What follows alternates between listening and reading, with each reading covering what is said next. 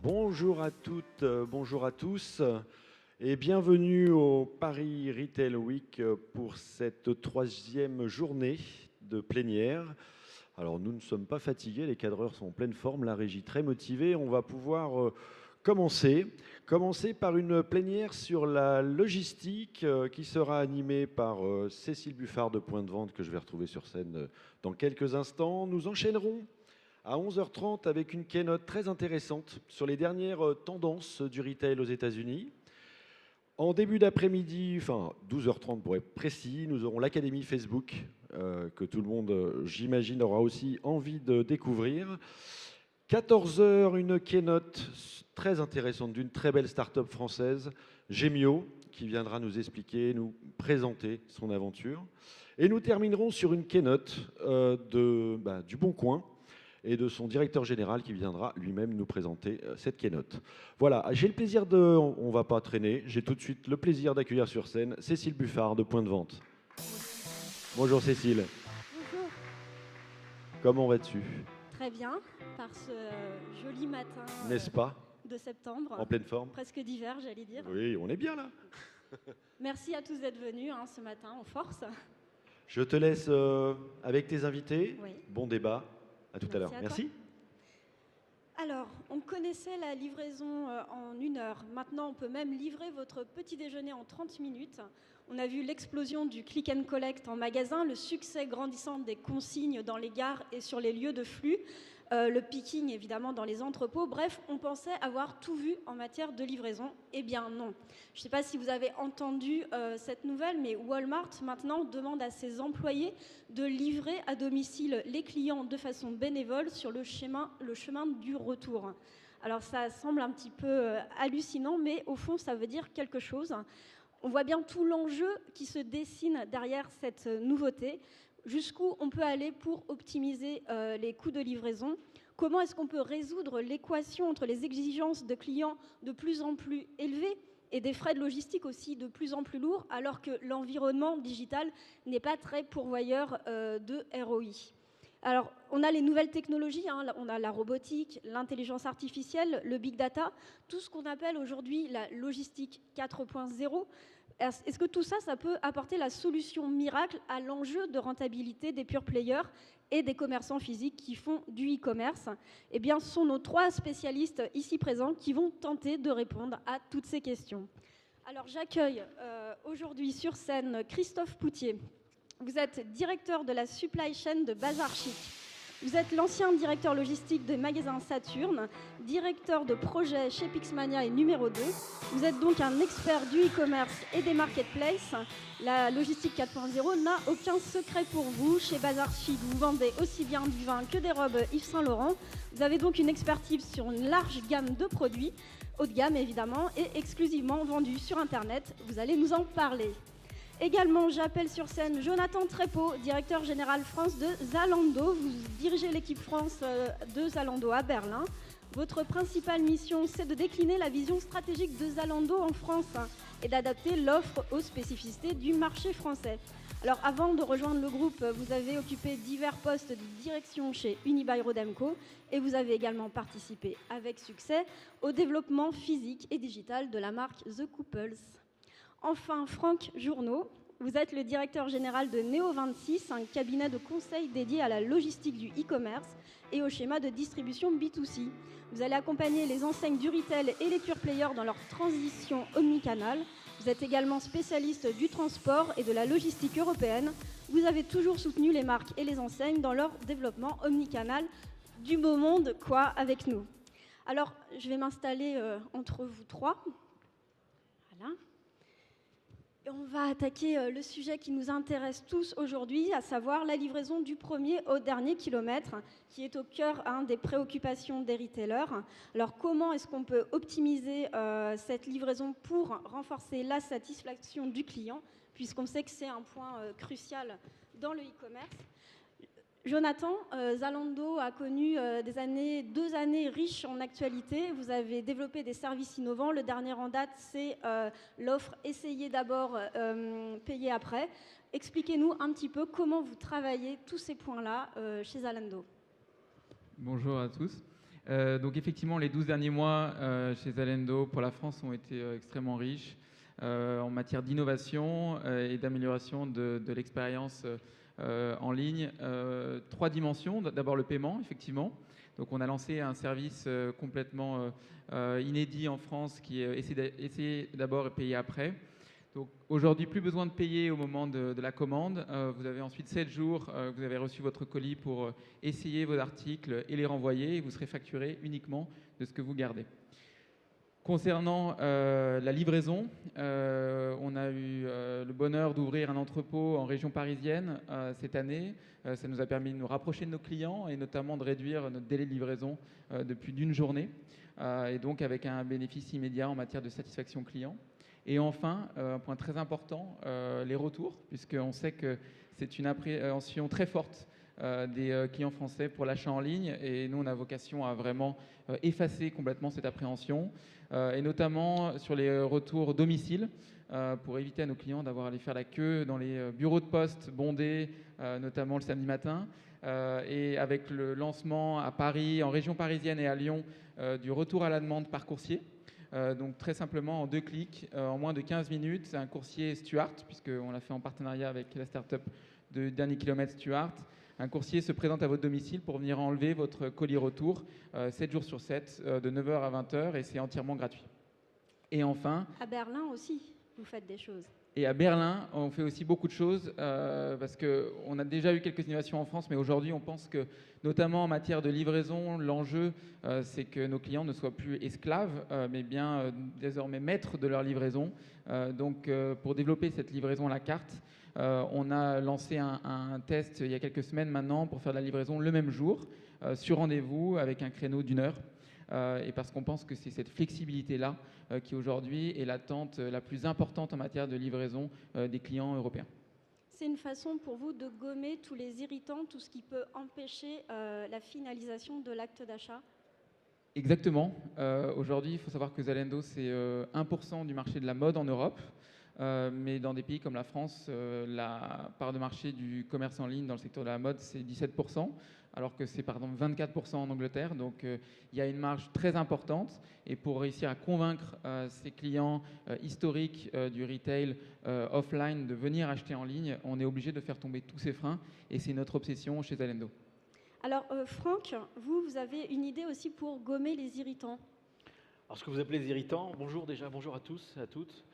Ce que vous appelez les irritants, ce sont les freins à l'achat, par exemple, c'est ça? Exactement. Alors, moi, je suis admiratif, j'écoutais avec attention ce que disait Jonathan. Tout ce qu'il a décrit, en fait, a une tendance commune, c'est fluidifier le parcours d'achat. C'est-à-dire qu'on ne s'embête plus pour acheter et on ne s'embête plus pour retourner le produit. C'est la même chose, la considération est la même. Donc, un des irritants, c'est « je ne sais pas comment retourner ma commande ».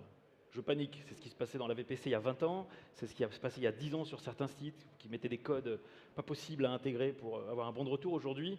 Et l'image, ce que décrit Jonathan à l'image de Zalando est extraordinaire parce qu'un retour n'est plus quelque chose de pénible, c'est quelque chose de normal. On est d'accord. Et la mode ne se développera ou ne se développer qu'à partir du moment où on a pris ces concepts. Moi, j'aimerais, alors je parle beaucoup de logistique, mais j'aimerais remonter en amont pour parler du paiement, notamment sur les irritants. Le paiement, c'est un moment de stress. C'est le premier pas dans le tunnel d'achat et on donne son numéro de carte bancaire, donc c'est un peu anxiogène. Oui, ça peut être compliqué. Si on a des doutes, on ne passe pas à l'acte. Exactement. Et donc, ce que recherchent les gens aujourd'hui, c'est un parcours, on dit en anglais seamless, sans couture. Regardez, vous avez tous, peut-être commandé un véhicule sur Uber. Quand vous confirmez votre course, en fait, vous ne savez pas exactement à quel moment vous payez. Ça, c'est exceptionnel. Ça, on efface l'irritant du paiement. Et puis on est débité sur sa carte, mais ça ne gêne plus, et puis on attend son véhicule. Est-ce qu'on pourrait acheter comme on commande un Uber, sans se rendre compte même qu'on paye? Oui, c'est ça la magie. Quand vous allez en magasin, vous vous rendez compte quand vous faites la queue pour payer, vous sortez votre carte, vous faites votre code, etc. Sur Uber, sur Amazon aussi, il y a la solution qu'on appelle le one click. Aujourd'hui, en 2 clics, vous achetez quelque chose. C'est qu'on a simplifié cette étape, qui était anxiogène déjà par le principe de laisser son numéro de carte bancaire. Aujourd'hui, elle est simplifiée par un parcours d'achat qui se termine en beauté, en douceur. Est-ce qu'on pourrait encore améliorer ça? Oui, on peut encore l'améliorer. Je ne sais pas, il faudrait reconnaître l'iris de l'œil de celui qui achète est débité, mais dans le retail, c'est inspiré aujourd'hui de ça. Oui, bien sûr. Vous voyez ce qu'a fait Amazon dans ses maquettes de vidéos de magasins du futur, où les personnes ont leur téléphone, elles sont géolocalisées, elles vont dans le magasin, elles choisissent un article, elles le décrochent du cintre et elles sont débitées de leur carte bancaire. Voilà, ça c'est un parcours seamless, mais inspiré totalement des technologies d'Internet. Et Jonathan vient d'expliquer que le paiement, l'aller, le retour, tout ça, c'est sans couture. Et sans couture, eh ben, on achète. C'est magique. Alors, acheter une fois, c'est bien, mais si on veut gagner de l'argent, il faut qu'il y ait du réachat encore et encore et encore. Christophe, vous êtes dans un principe de répétition de l'achat. Expliquez-nous un petit peu comment ça fonctionne chez Bazar Chic. Alors, modestement, je ne veux pas dire que je suis... Mon objectif, c'est la répétition de l'achat, bien entendu. Sachant que par rapport à Zalando, nous, on a un tout petit faiseur, on fait des volumes qui n'ont absolument rien à voir. On est positionné sur de la vente événementielle. Mais le coût d'acquisition d'un client, c'est démesuré, très cher pour Zalando, très cher pour nous. On n'a pas trop le choix, on n'est pas obligé de passer notamment par Google. Donc lorsque le client arrive chez nous, l'objectif c'est qu'il achète une fois et que lorsqu'il va recevoir sa marchandise, il n'y ait pas de déceptif. Le déceptif, c'est quoi? C'est sur notre modèle de produit, du textile, de la chaussure ou de la déco, le textile, c'est que les tailles soient appropriées.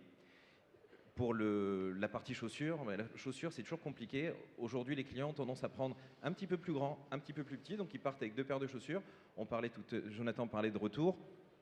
Évidemment, les retours, alors notre business model aujourd'hui est un petit peu différent. On va s'orienter aussi vers les retours en boîte aux lettres parce que c'est important de proposer des solutions. On n'a pas encore les moyens d'envoyer Stuart chercher les produits chez nos clients. Qui sait, peut-être que quand on aura atteint un chiffre d'affaires important, j'aimerais bien le faire. Mais ce qui est important aussi, c'est le carton. Le carton, il faut qu'il soit de bonne qualité. Il faut que lorsque le client va ouvrir son produit, le produit soit bien emballé, dans de bonnes conditions, que ce soit citoyen, c'est-à-dire mettre du plastique partout. Moi, c'est pas ma position. Mettre que du carton, c'est pas toujours suffisant. Alors, j'en parle pas trop fort parce qu'on a nos amis de Raja qui sont ici, mais il faut essayer de trouver le bon équilibre. Moi, je suis un opérationnel. J'ai commencé à bosser il y a 20 ans. Je faisais de la logistique à l'extrême en froid négatif. Il faut trouver des solutions simples, pragmatiques, pour que le client, il ait ce fameux waouh. Il va ouvrir, il va dire ah mais ma bougie, elle est en lévitation dans le carton. J'ai fait développer un système pour que le produit ne touche pas les bords, soit jamais cassé. On est passé de 10 à 12% de casse à moins d'1%. L'exemple aussi, c'est on a un business qui représente 5% de notre chiffre d'affaires, c'est le vin. Alors le vin, on s'est positionné, à la différence de vente privée, c'est discount ou d'autres, on s'est positionné sur de l'achat premium, des bouteilles à 20 € de moyenne.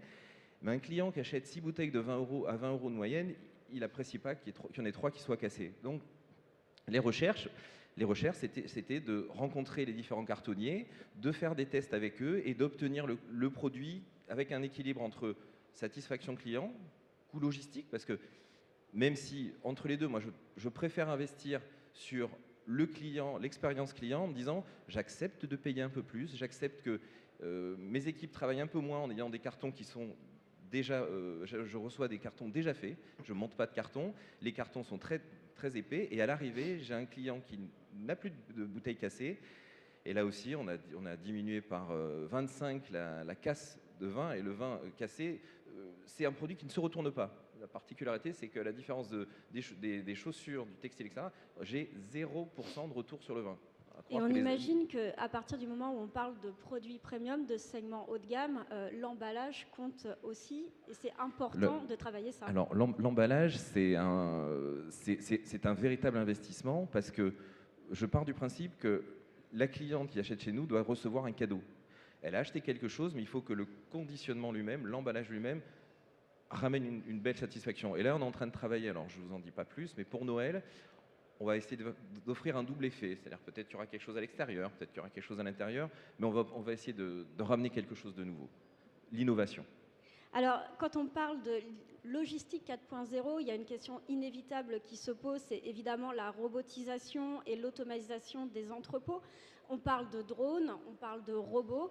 Franck Journeau, vous avez quelques petits exemples à nous donner, à nous citer? Sur la robotisation, par exemple? Par exemple. Je ne vais pas refaire le topo, chaque fois on me pose la question, les drones, qu'est-ce que vous en pensez, etc. Bon. Pour la livraison notamment, je vais vite couper court, hein. Le drone, pour la livraison de tous ici, c'est pas possible. Imaginez à Noël, Sephora qui envoie 10 000 ou 20 000 drones par jour pour vous livrer, c'est pas jouable. Et en plus, il faut des autorisations qui seraient données par la DGAC et personne ne les aura. On va être clair là-dessus.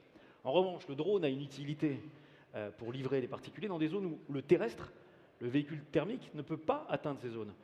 Pensez à un phare au milieu de la mer, certaines zones de montagne.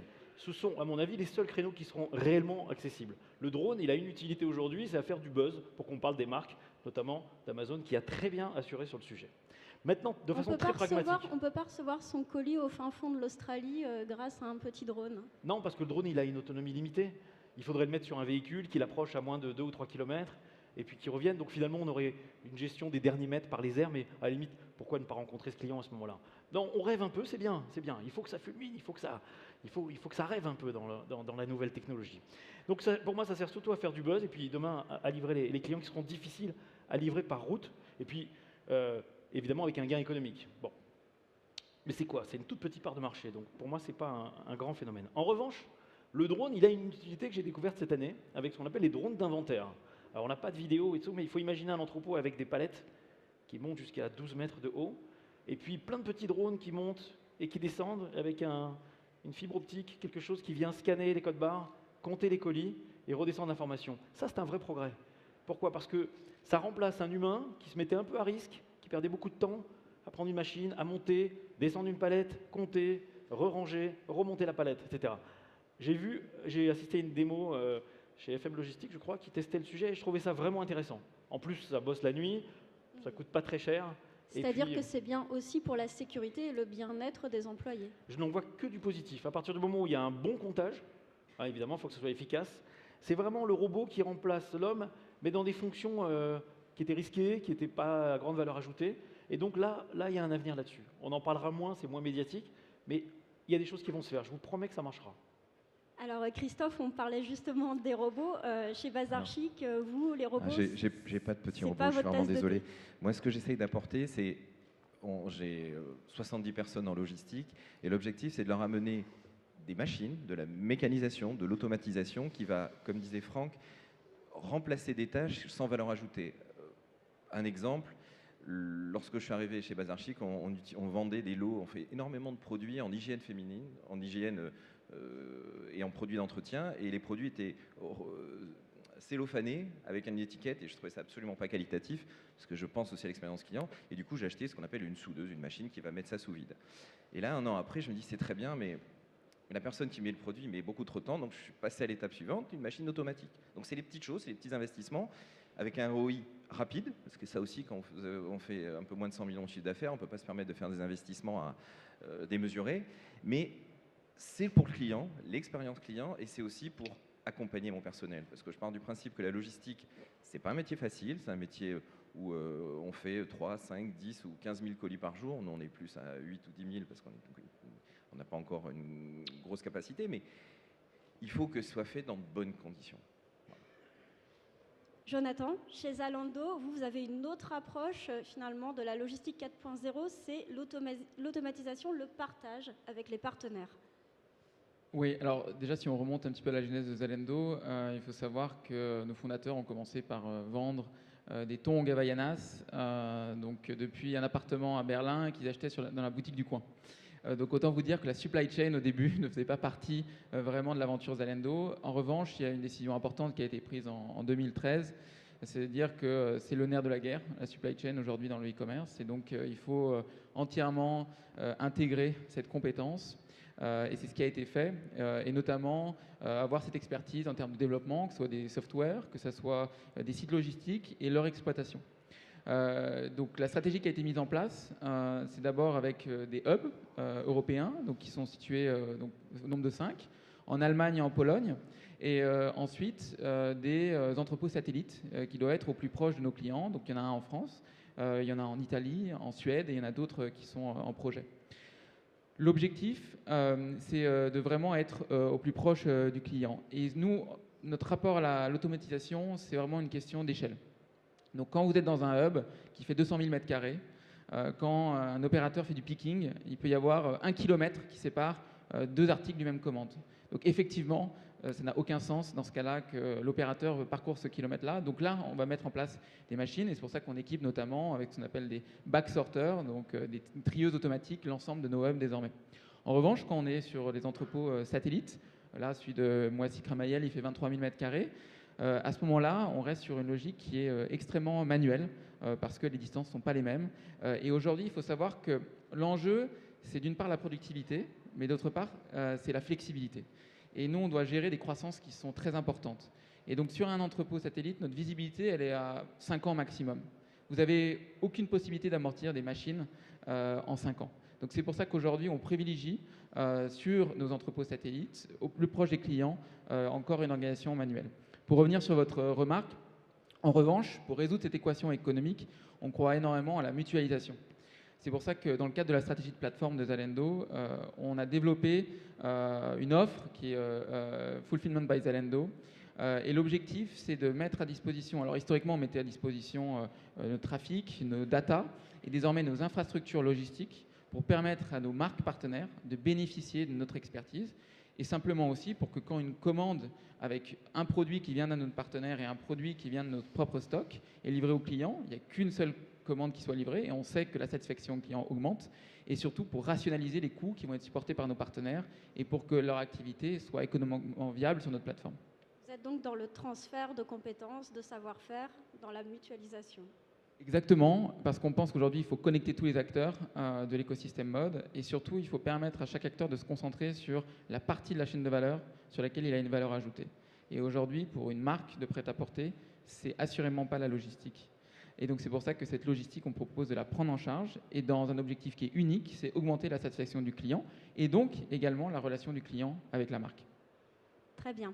Alors, il y a une technologie dont on parle beaucoup quand on parle d'entrepôt, c'est la RFID. Franck, vous avez une petite idée là-dessus et d'ailleurs quelques critiques. Je commence par les critiques ou je commence par la petite idée? Non, la RFID, c'est extraordinaire. Pourquoi? Parce que ça vous permet de... Enfin, pour ceux, alors j'explique un peu le principe. Hein, c'est un petit fil ou une petite étiquette métallique de radio-fréquence intégrée dans un article et qui reprend des informations sur le produit au numéro de série. C'est-à-dire que vous avez toutes les informations d'un code EAN, notamment sur le SKU, la taille, la couleur et autres. Mais en plus, le produit est unique. Donc, alors, c'était à un moment mis sur la touche parce que ça coûtait très cher, plus cher qu'une étiquette à code barre, donc on l'a laissé de côté. Et puis avec les effets volume, on est arrivé à des coûts beaucoup plus abordables. Et aujourd'hui, vous avez des gens comme Undies, comme Decathlon, qui ont intégralement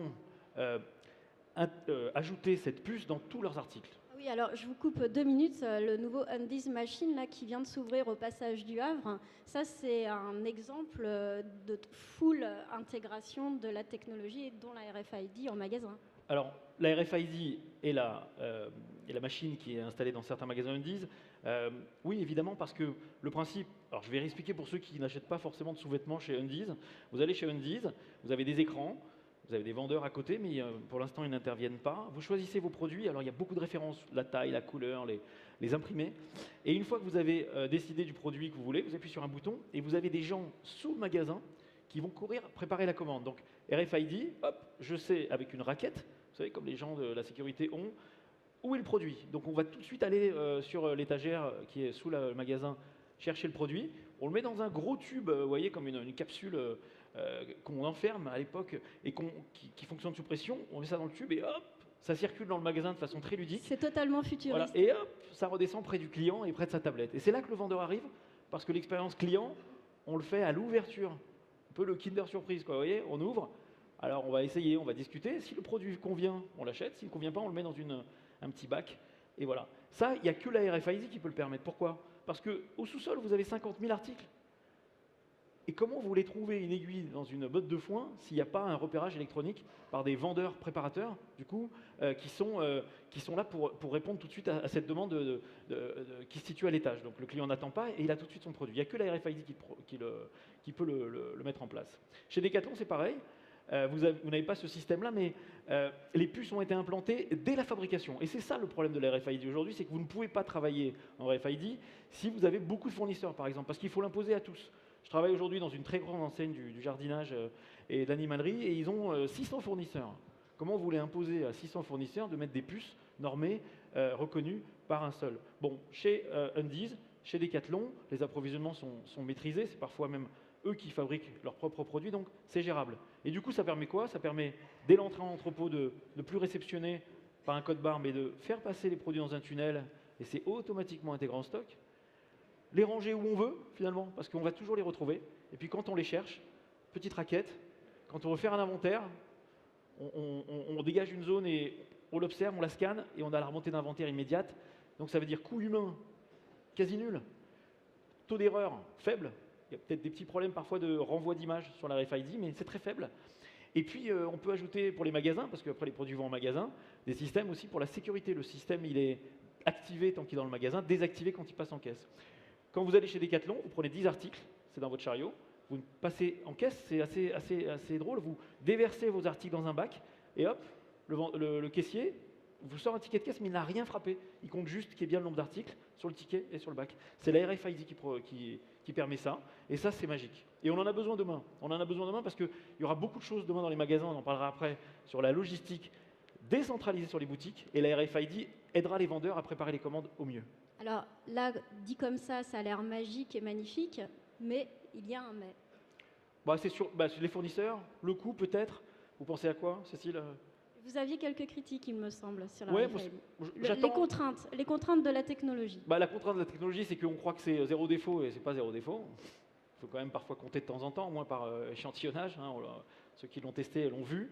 Les systèmes d'information et les codages encore ne sont pas totalement au point, donc les premiers paieront un peu les pilotes. Mais de ce que j'ai vu aujourd'hui, moi je trouve que c'est plutôt satisfaisant, c'est plutôt encourageant. Et demain, on partagera ces expériences avec des vendeurs, notamment sur la préparation de commandes, ce que moi j'appelle le ship from store. Et ça sera beaucoup plus facile d'aller chercher pour des vendeurs des articles sur des rayons dès lors qu'ils auront cette petite raquette qui leur permettra d'identifier les produits. Voilà. Christophe, Jonathan, la RFID, ça vous inspire? La RFID, c'est un sujet très ancien. À l'époque, moi, je bossais chez Saturn. Le projet a été lancé chez Metro et ils ont commencé par le non alimentaire. Et comme disait Franck, c'est pas mal de contraintes quand vous avez beaucoup de fournisseurs parce qu'il faut leur imposer une technique, une technologie. Et moi, j'y réfléchis, mais j'ai réfléchi sur un petit scope. Sur un petit scope parce que je gère à peu près, j'expédie 2 millions de colis par an. L'investissement, il est assez important de taguer ces 2000 produits au fil de l'eau. Mais vous avez aussi le produit en stock, donc il faut aussi se traiter les produits en stock en même temps. Et ça n'a de valeur ajoutée que si sur toute la chaîne, donc il y a les inventaires, c'est fantastique, la partie contrôle en sortie, lorsque vous faites un colis, vous pouvez tout de suite vérifier avec un tunnel que ce qu'il y a dans le carton correspond à ce que vous attendiez. La sécurité, alors c'est plus pour le retail. Pour le magasin. C'est très efficace et Decathlon, au travers de Paragon qui est son prestataire, en fait aussi, c'est un des arguments. Moi je vais le tester sur un petit scope, à savoir d'identifier les produits, peut-être les chaussures, pour les expédier en film opaque. Parce que le problème, c'est quand vous stickez un produit, lorsqu'il arrive chez vous et que vous le passez dans un tunnel avec un film opaque, le produit, vous ne voyez plus ce qu'il y a dedans. Et là, avec les RFID, donc j'ai un petit peu ça en tête, ce sera un petit atelier, avec un petit investissement, mais avec un ROI assez rapide. Toujours le côté, j'ai une idée, de manière agile, je la mets en place, et l'investissement, en 12-18 mois, il est rentabilisé. Jonathan, 2 mots? Nous, aujourd'hui, on n'utilise pas particulièrement le RFID. Ça fait partie des pistes, notamment sur nos optimisations de l'exploitation de nos entrepôts. Mais on va dire qu'aujourd'hui, on a développé d'autres solutions pour compenser cette technologie et qui correspondent plus à nos enjeux de volume et aussi de contrôle des coûts au niveau de nos entrepôts. Ok. Alors, on va aborder un autre sujet dont on entend tous parler, parfois même de façon un peu galvaudée, c'est le big data, c'est l'intelligence artificielle, c'est le machine learning. Alors concrètement, comment est-ce qu'on utilise ces nouvelles technologies? Est-ce qu'elles sont vraiment utiles à la logistique? Christophe, vous, votre conception de la logistique 4.0, me disiez-vous, c'est l'agilité, la rapidité? Oui, parce que le big data, c'est sensationnel. Lorsque vous faites de l'analyse, des BI, de business objects et toutes ces choses-là, lorsque vous gérez des gammes de produits, pour faire des prévisions, pour faire de l'analyse de marché. Lorsqu'on travaille en vente événementielle, on vend ce qu'on trouve. Donc cette perspective, elle est impossible. En revanche, les outils qu'on a, moi je donne de la visibilité grâce à une BI pour savoir grosso modo sur quel volume je dois me baser. Mais là aussi, il faut tenir compte de l'évolution du marché.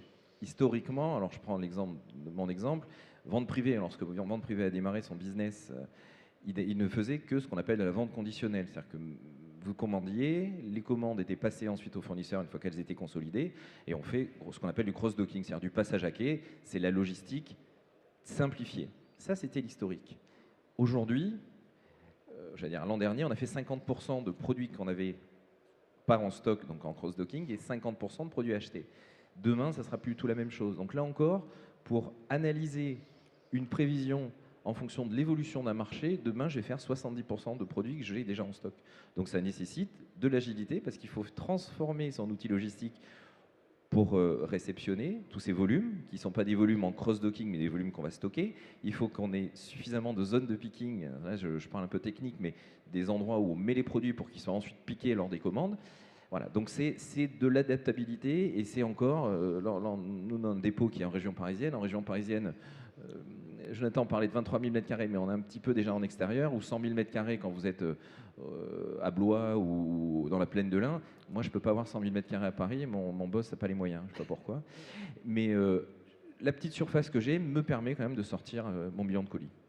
Alors, Jonathan, chez Zalando, gérer les pics de saisonnalité ou les pics de commande, utiliser l'intelligence artificielle au profit de la logistique, ce sont des questions qui se posent tous les jours chez vous.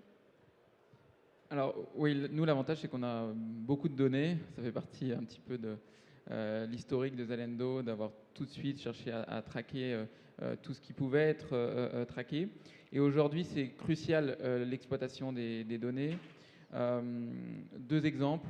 Le premier, pour être toujours au plus proche du client, pour garantir une expérience la plus optimum, il faut prédire les ventes le mieux possible. Si vous arrivez à prédire les ventes, ça signifie que pour vos entrepôts les plus proches du client, vous allez être capable de l'approvisionner correctement et de bien le réapprovisionner.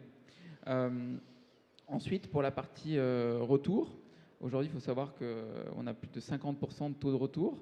Donc, quand on vend plusieurs centaines de millions d'articles de mode par an, c'est un sujet qui est crucial.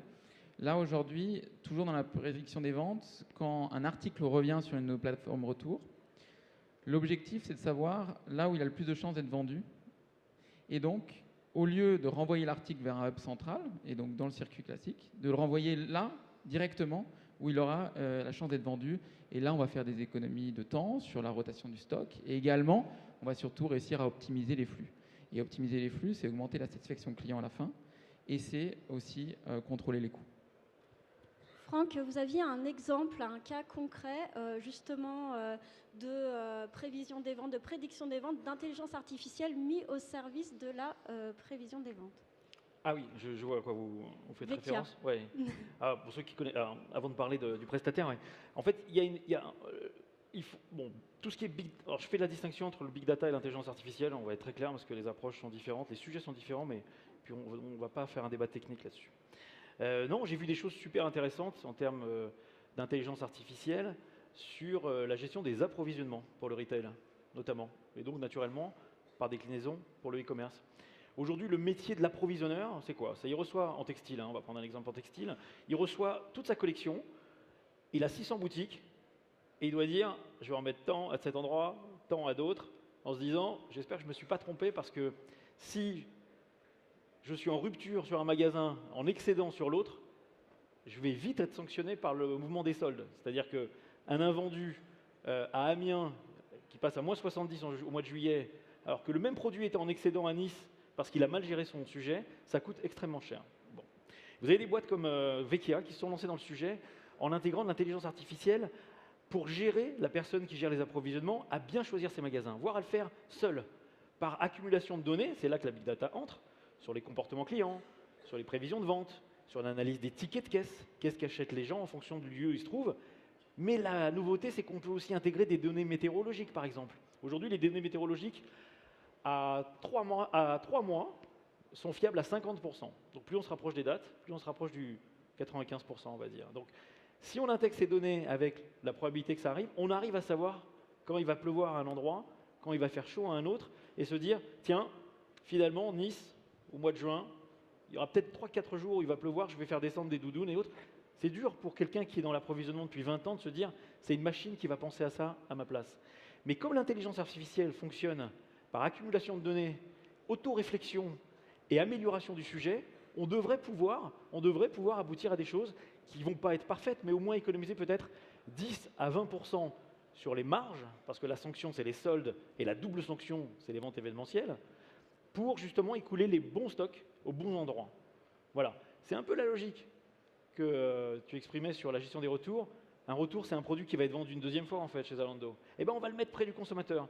On va le mettre près de ceux qui ont commandé des chaussettes puisqu'ils ont acheté des chaussures. C'est ça en fait l'idée. Mais ça, c'est une forme d'intelligence artificielle. Je pense que c'est du bon sens aussi. Voilà. Beaucoup de bon sens. Donc c'est bien, je l'avais jamais entendu cette réflexion sur les retours. Je trouve que c'est très intelligent. Et voilà. Et donc il y a des structures qui se développent autour de ça. On est au tout début de l'histoire. Le retail en a besoin. Et ils ont les infos. La big data, c'est l'analyse, par exemple, de vos comportements sur les tickets de caisse. Attention, quand vous achetez un produit, que vous avez la carte de fidélité de l'enseigne, on sait exactement ce que vous mangez, à quelle heure, combien de paquets de couches il vous faut par jour. Et on peut déduire vos comportements pour savoir si demain, on va approvisionner le rayon en mettant les couches en avant, les produits cosmétiques après, etc., etc. Et on découvre des choses extraordinaires. Par exemple, en big data, je terminerai là-dessus, le plus grand, je ne vais pas le citer, mais le plus grand vendeur de vélos en France, il a beaucoup de magasins, et quand il a fait une analyse sur 1 million de tickets de caisse, il a découvert que tous ceux qui achetaient un vélo, le second achat majoritaire qui venait après, c'était une paire de chaussettes blanches. Je ne sais pas pourquoi, personne ne sait pourquoi. Et du coup, il a positionné les chaussettes blanches à côté des vélos et il a augmenté les ventes de 45%. Voilà, c'est ça la big data. Il ne faut pas en avoir peur plus que ça. C'est juste pour améliorer les ventes, les chiffres d'affaires, éviter de vente, pousser les ventes à prix fort, limiter les soldes et limiter les ventes que j'appelle à la casse sur certains sites. Voilà. Toujours cet enjeu de rentabilité et de retour sur investissement. Bien entendu, Alors, heureusement. Comme vous dites, on est encore au tout début de l'histoire et on parle par exemple de robotique collaborative, on parle de logistique collaborative. Alors la question c'est, est-ce que la logistique est un métier vraiment où on peut créer une communauté, où on peut réfléchir tous ensemble de façon collégiale? Christophe, vous en pensez quoi? Alors moi, je suis partisan à 100% de la collaboration en logistique. J'en veux pour preuve les associations professionnelles. J'ai la chance de faire partie et de l'Agora et de la SLOG. Ce sont des directeurs de supply de l'industrie, du retail ou du e-tail qui se retrouvent à peu près une fois par mois et on échange de best practices. C'est des échanges d'expériences. De la même manière, j'invite à visiter mon entrepôt, je visite les entrepôts de mes concurrents. Alors, j'y suis pas avec une petite caméra en me disant oh, c'est bien, je ne fais pas de l'espionnage, j'essaye de faire avancer mon business, j'essaye de faire avancer, de donner des idées aux gens que je rencontre. Parce qu'il ne faut pas, dans notre business, on peut essayer des choses, ça marche pas, mais il faut toujours être dans le prédictif, l'évolutif, l'innovation. Si on se trompe, de toute façon, c'est le principe de l'expérience. On peut réussir, on peut se tromper. Et il faut surtout jamais se fixer de limites. Moi, j'ai une petite équipe, donc 70 personnes, 7 cadres, et j'aime bien le vendredi, lors de la réunion hebdo, leur dire la semaine prochaine, on va tester ça. Et j'aime bien aussi que eux me proposent des choses à tester, parce que les opérationnels, c'est eux qui ont toujours les meilleures idées. Et on va tester quelque chose. Si ça fonctionne, ça permettra peut-être à un opérateur de passer moins de temps pour faire quelque chose, de moins se fatiguer. Et voilà. Donc il faut laisser libre cours à notre imagination. Il faut aussi être très curieux. La curiosité, moi quand je viens ici, là, je suis venu pour la journée, je rencontre des gens, mais je regarde un petit peu tout ce qui peut se faire. Et si on ne s'en sert pas aujourd'hui, on pense s'en servir demain ou dans 3 ans. Le business évolue, le chiffre évolue, les volumes qu'on traite sont évolués. On parlait de big data, c'est-à-dire qu'aujourd'hui, on est amené à traiter de plus en plus d'informations, de plus en plus de produits. Il faut trouver une solution. On se dit, ah mais oui, j'avais vu ça à l'époque au Paris Retail Week ou au SITL ou à d'autres salons. Et à ce moment-là, on les met en pratique. Jonathan, un mot sur l'idée qu'on puisse créer une grande communauté logistique où toutes ces nouvelles technologies vont faire l'objet de débats, de réflexions communes. Alors, je suis un petit peu moins bien placé pour m'exprimer sur ce sujet-là, puisque mon activité principale n'est pas la logistique. En revanche, c'est vrai que l'approche de Zalando, ça a surtout été d'être pionnier sur un certain nombre de sujets qui étaient cruciaux dans la chaîne de valeur. Et on parlait de l'exploitation des données. Alors, le socle, c'est déjà de les collecter, mais après, pouvoir les exploiter, en revanche, ça demande des ressources qui sont très importantes, et surtout en termes de personnes. Et c'est aujourd'hui la force de Zalendo, c'est que c'est une entreprise technologique.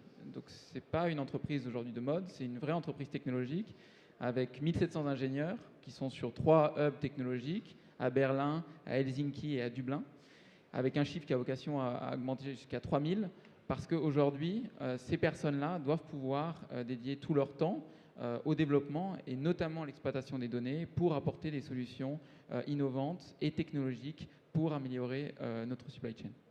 Alors Franck, un dernier mot sur ce sujet-là. Vous pensez à la mutualisation, notamment au niveau du transport, qui est aussi un grand sujet quand on est un e-commerçant ou un retailer.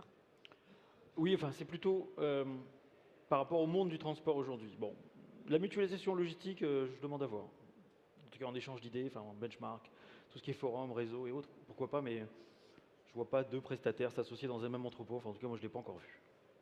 En revanche, il y a une vraie urgence à mutualiser les schémas de transport et les plans de transport des différents prestataires concurrents. Ça n'a aucun sens environnemental aujourd'hui. Ça n'a aucun sens sociétal aujourd'hui. C'est absurde. Aujourd'hui, il y a une urgence, c'est le désengorgement immédiat des centres-villes par les véhicules thermiques. C'est extrêmement important, c'est une question de santé publique. À l'époque, il y a quelques temps, enfin il y a toujours, je vais citer une anecdote, vous aviez un quartier dans Paris, où vous êtes entre le 1er, 2e, 3e et 4e arrondissement qu'on appelait le Sentier. C'était le lieu de création mondiale, ça l'est beaucoup moins maintenant, de la mode masculine, féminine. Si ce quartier n'existait pas, le monde serait beaucoup moins habillé. On est d'accord ? Et quand vous êtes dans ce secteur-là, où vous avez beaucoup de création, beaucoup de créativité, vous échangez énormément d'échantillons avant de lancer une collection. Vous testez des flux physiques, mais un petit bout de tissu entre l'Asie, en gros, l'usine du monde, et la France, par des livraisons qui étaient réalisées par des expressistes. FedEx, UPS, DHL, TNT. Et sur des petites rues où vous ne pouvez même pas passer en scooter, vous aviez tous les matins, entre 9h et 10h, un camion TNT, FedEx, UPS, TNT, qui venait livrer une enveloppe au même destinataire. C'est terminé. Il faut qu'on bascule très vite vers autre chose, parce que ça n'a plus de sens. Si ça a un sens économique pour ces entreprises-là, ça n'a plus de sens écologique pour les gens qui vivent à Paris. Donc il faut réfléchir à des plateformes qui se situeraient peut-être juste à l'extérieur des villes, on va dire un peu plus loin que les portes de Paris, qui iraient regrouper ces 4 colis qui sont finalement 4 enveloppes, et vous iriez un seul prestataire, peut-être de la mairie de Paris, en véhicule électrique, qui irait livrer ce kilo de marchandises qui était jusqu'à encore maintenant livré par 4 véhicules à moteur, avec une empreinte CO2 inadmissible. On vous demande des choses aujourd'hui, de trier vos poubelles et autres, mais on vit encore des choses comme ça aujourd'hui. Donc la mutualisation sur le transport, c'est une urgence. La mutualisation sur le mobilier urbain aussi. Pourquoi ? Parce qu'il y a un nouveau phénomène qui grandit et qui est fantastique, c'est le développement des consignes. Vous savez, vous vous faites livrer sur un relais qui est un meuble en fait, un produit qui est derrière une porte, et vous venez chercher ce produit après grâce à votre téléphone et un SMS avec un numéro qui vous permet d'ouvrir cette porte. Bon, aujourd'hui, il y a peu de prestataires, mais quand il y en aura 10, il y aura 10 meubles différents avec 10 couleurs différentes, des logos, etc. Moi, je n'ai pas envie de voir ma ville défigurée par un mobilier urbain qui correspond à un besoin essentiel, cette livraison 24/24 à proximité des gens, mais il faut peut-être réfléchir à cet habillage, il faut peut-être réfléchir à la façon dont c'est conçu, et ça ne se fait que par une réflexion commune. Pas forcément sur des critères économiques, mais sur des critères esthétiques. Voilà. Donc ça, ce sont les réflexions que je mène, entre autres notamment, mais j'essaie toujours d'avoir une vision, parce que c'est souvent, et c'est typique à la France aussi, on se rend compte que finalement, c'est dangereux le thermique. On se rend compte qu'on avale des poussières et qu'on attrape des maladies. Vous voyez, mais je voudrais qu'on y réfléchisse avant, pour éviter de faire toujours et défaire après. Moi, j'ai un petit complément à ce que tu disais, Franck. À notre niveau, on doit aussi marquer notre clientèle, parce qu'on transporte beaucoup de vide. Sur ce secteur-là, on n'est pas bon. Les chaussures, une boîte à chaussures, c'est plein de vide. Moi, j'envoie des barquettes, j'essaye d'optimiser en les rabattant, mais le vide, demain, nous coûtera de l'argent, parce que les transporteurs, tu as cité tous les noms, il y en a d'autres, il y a Colissimo aussi sur d'autres Colissimo, Chronopost, plus dans notre business. Ils vont demain nous facturer non plus sur le colis qu'ils envoient, mais le volume qu'ils vont transporter. Ça se fait dans certains pays, ça se fait en Allemagne, ça se fait aux États-Unis, parce qu'on est consommateur, mais on doit être aussi citoyen. Bien, merci. Le défi logistique, c'est aussi un défi écologique, on l'a compris. On va terminer ce débat sur le dernier mouvement, à savoir l'expérience client et la fluidité entre les canaux, la fameuse omnicanalité. Christophe, justement, je commence par vous parce que vous avez une actualité chaude, hein. Vous avez été racheté par les Galeries Lafayette, donc il y a des synergies qui sont en train de se mettre en place. Alors c'est une actualité tiède parce que ça date de l'an dernier, mais il y a une actualité chaude, c'est les Galeries qui viennent de racheter la Redoute. En termes de collaboration, de synergie, on a pas mal de choses à faire. Alors sur la partie synergie entre Bazar Chic et GL, c'est effectif, c'est officiel. On est le canal de rachat d'une partie des produits qui viennent des magasins. On a monté des synergies en termes d'achat de transport, d'achat d'emballage, de choses comme ça. Donc je ne m'étendrai pas parce que ça reste un peu confidentiel. Et vis-à-vis de la Redoute, ça se fera au début de l'année prochaine parce que l'Union européenne doit valider cet achat. Et à partir de ce moment-là, on aura le droit de travailler avec eux et d'officialiser nos synergies. Mais c'est fondamental parce que l'objectif, évidemment, des Galeries Lafayette, c'est de faire des économies, ce qui est très bien. Et à notre niveau, c'est d'acquérir des services supplémentaires, peut-être même du premium au prix du standard qu'on a aujourd'hui, toujours dans cette perspective que tu as abordée d'expérience optimisée pour notre clientèle. Franck, toi, tu as peut-être quelque chose à dire sur l'omnicanalité et la gestion des stocks plus fluide, en quelques mots? En conclusion? Pas vraiment en conclusion, Bon. en pré-conclusion. Si on a D'accord. encore un peu de temps, monsieur l'animateur référent. Oui. D'accord. Tu voulais qu'on parle de Ship from Store, notamment? Non, je voulais qu'on parle d'échanges sans couture, D'échanges sans couture. d'expérience sans couture. Ah oui, ok. Ça, c'est... redonne-moi le thème parce que je voudrais bien répondre. Parce que Une c'est... gestion des stocks plus fluide, l'omnicanalité, la fluidité entre les canaux, etc. Oui, tout à fait. Oui, voilà. Et puis ses impacts sur la logistique. On a beaucoup réfléchi, notamment au moment de l'arrivée du e-commerce. Hein. À une époque, on avait les magasins d'un côté, un peu de VPC, mais c'était marginal. Et puis, c'était vraiment deux secteurs différents. Ce que j'appelle moi le commerce 2.0, c'est quand le e-commerce est arrivé, on avait la possibilité d'acheter online et d'acheter offline. Mais ça ne discutait pas. On est d'accord, hein, ça ne discutait pas. C'est-à-dire les clients qui achetaient sur le site internet ne pouvaient pas, par exemple, rendre leurs produits sur la chaîne dans un réseau de magasins. Bon, ça, c'est pas fluide. Ça, c'est pas bon pour la marque. C'est pas bon pour le consommateur. Quand je vois les coûts d'acquisition qui sont dépensés aujourd'hui pour acquérir un client et savoir que j'achète un produit d'une marque sur un site ou d'une enseigne et que je ne peux pas le rendre dans un magasin, c'est extrêmement frustrant. Parce qu'on sent que c'est siloté, on sent que les gens sont presque concurrents à travers une enseigne. Donc ça, il faut basculer vers ce que moi j'appelle le commerce 3.0 ou l'omni-commerce, où on va recentrer le client sur toutes ses préoccupations. On appelle ça le client centrique, moi j'appelle ça l'omni-commerce et en application logistique, l'omni-logistique. C'est-à-dire qu'on ne peut plus faire subir un achat à un client, qu'il attende son colis sans information et qui se pose des questions sur les retours. Il doit vivre son expérience d'achat et en parallèle vivre ce que moi j'appelle une expérience logistique. Zalando le fait extrêmement bien, c'est-à-dire qu'on doit noyer le client d'information, le rassurer sur le fait que son colis est parti, si possible le livrer très vite et faire en sorte que s'il y a un incident de livraison, l'informer sur comment récupérer son colis et autres. Et puis s'il a envie de le rendre en magasin, lui laisser cette possibilité. Donc c'est plus une logistique descendante, balistique, qui se dirige vers le client, c'est une logistique omniprésente qui tourne autour du client, qui va aller le chercher en coursier pour récupérer son produit, comme le fait Zalando, qui va lui dire, peu importe l'endroit où vous l'ayez acheté, vous le retournez où vous voulez, quand vous voulez, jour et nuit dans une consigne, la nuit, le jour dans une enseigne, si possible, gratuitement, parce que c'est la tendance initiée notamment par Amazon depuis quelques temps. Donc malheureusement, personne ne veut vraiment le financer, mais c'est plus de moyens avec moins de facturation, mais plus de satisfaction client. Et ça, c'est un vrai outil, un parcours sans couture pour vivre ce que j'appelle une expérience logistique, une expérience omni-logistique. Alors, je voudrais, avant de conclure tous les trois, poser une dernière question à Jonathan. On parlait de livraison rapide en une demi-heure, 20 minutes. Même Amazon a testé en 2 minutes avec des consignes. Est-ce qu'on ne finit pas par donner des mauvaises habitudes aux clients?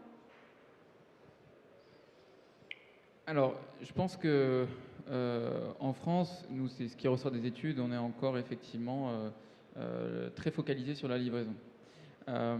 Et on a été sur toujours plus vite. On est, je pense, en train un petit peu d'être au bout de ce processus-là et on va vraiment rentrer dans la livraison à la carte. et offrir cette flexibilité, cette personnalisation dans le service. Après, il se pose vraiment la question de comment financer ces services-là et ces exigences qui sont toujours plus fortes des clients et particulièrement des clients français.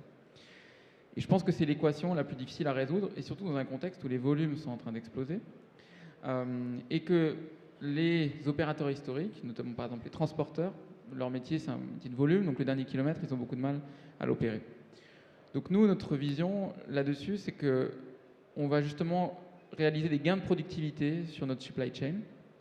Et c'est ces gains de productivité-là qui vont financer les services de livraison premium qu'on va offrir à nos clients.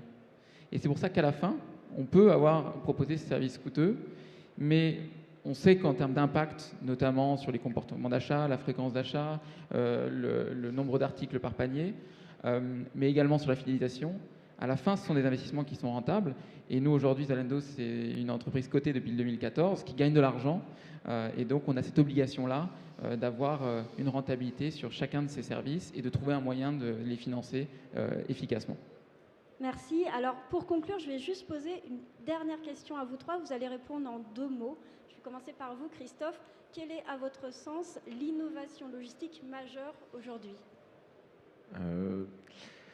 Très bonne question. Pour moi, l'innovation majeure, c'est le rassemblement des compétences qui permet de s'amuser. Parce que la logistique, pour moi, c'est un amusement, c'est de la remise en question, c'est nos limites, et c'est surtout de se dire, je ne sais pas ce que je vais faire demain, mais on va tester des choses petit à petit, et on va construire cette supply chain 4.0 dont tu parlais tout à l'heure. On en est peut-être à 2.0, à 3.0, mais ne jamais se fixer de limites et se dire, voilà, allons-y, aidons-nous.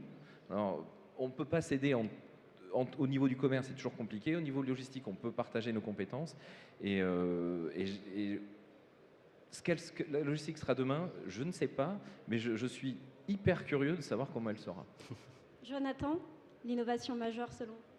Alors moi je vais rebondir sur ce qu'a dit Franck avec beaucoup de justesse et beaucoup de passion. Nous c'est ce qu'on va appeler le tout connecté. Donc aujourd'hui, c'est que ce soit les points de vente, on a parlé des points de vente, que ce soit les entrepôts, que ce soit nos entrepôts, que tout ça soit connecté sur une plateforme. Et en l'occurrence Zalando est cette plateforme-là qui va apporter des services technologiques pour que l'endroit où la commande soit passée, au final, n'ait plus aucune importance. C'est la plateforme qui va décider d'où va partir le produit et quel produit elle va envoyer pour garantir l'expérience client la plus optimum. Et ça, c'est ce qui est en train d'être mis en place. C'est pour ça que nous, notre rôle, ce n'est pas de se substituer aux commerçants physiques, mais au contraire, de réussir à les connecter sur nos plateformes pour leur offrir un trafic, une exposition de 200 millions de visites par an. Quand vous prenez une boutique dans le centre commercial le plus puissant en France, les 4 temps, où vous avez 2 millions de visites par mois maximum. Franck, le mot de la fin, c'est à vous. La conclusion sur l'innovation logistique peut-être déjà. Bon, moi je crois beaucoup, et puis je le développe aussi avec mes clients, au phénomène de ship from store. On est au tout début de ce qui va se passer demain. Pourquoi ? Le ship from store, c'est quoi ? C'est la préparation de commandes, non plus par un entrepôt, la commande e-commerce, mais par un magasin. On va se dire, mais n'importe quoi, un magasin c'est fait pour vendre à des clients qui viennent acheter des produits. Oui, mais pas seulement. Je vais vous dire pourquoi. Le phénomène engrangé par Amazon, notamment sur la course au délai, pour lequel Jonathan a été très pertinent en disant, on ne peut pas aller jusqu'à le délai H0, c'est pas possible, il va falloir se détendre un peu. Et il a raison. Ce qui compte, c'est la précision, la prise de rendez-vous, la remise en main propre, ce qu'on appelle le click to possession.